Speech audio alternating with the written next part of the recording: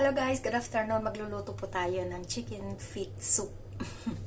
Ito ang ingredients niya. Yan. Chicken feet. Tanggalin natin yung yung kuko niya. Yung kuko niya, ang ganda Yan. Tanggalin natin muna para sa ganoon ay wala siyang kalaykay. Tanggalin natin. Ang ganda ng kuko, Mas maganda pa ang kuko niya kaysa sa akin. Yung kuko ko, pudpud. Yan. Alam nyo, ang ibig sabihin nito ay tinola. Pero iba ang tinola nila rito. Iba. Iba ang tinola. Kasi ang sahog nila, ang sahog ng tinola rito ay papaya na hinog. Yan. Nag-slice ko na. Kain. Tapos, peanut. Yung mani, peanut. At saka, dates. Red dates. Yan.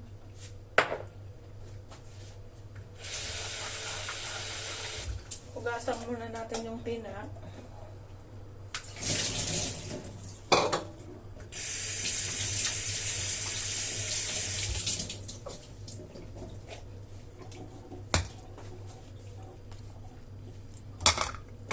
Ilagay natin dito.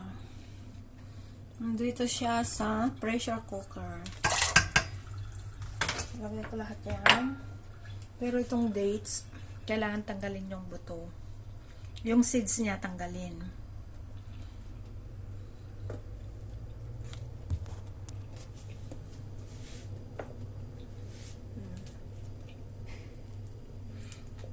Na-slice ko na siya. Tanggalin yung buto.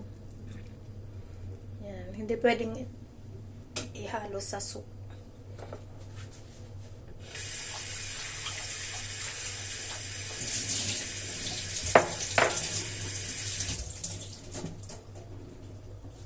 Okay. At yan, ihalo-halo natin. Hugasan muna natin yung chicken feet.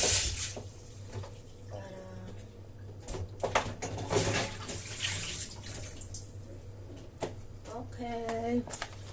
Ilagay natin dito lahat sa pressure cooker.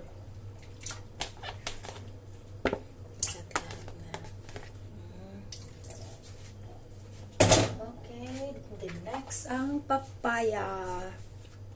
Yan, dami. Kasi ang laki ng papaya. Pero yun ang papaya ay, $17. Yan. Lang sandok. Chopstick pala. Ihalo ko muna. Halo-halo muna. Dami. Peanut, dates, papaya, and chicken feet. Okay? Then, i-on natin yun. Electric. And then, put in soup. Yan, function. Yan, naka-function na siya. Then, soup number 3.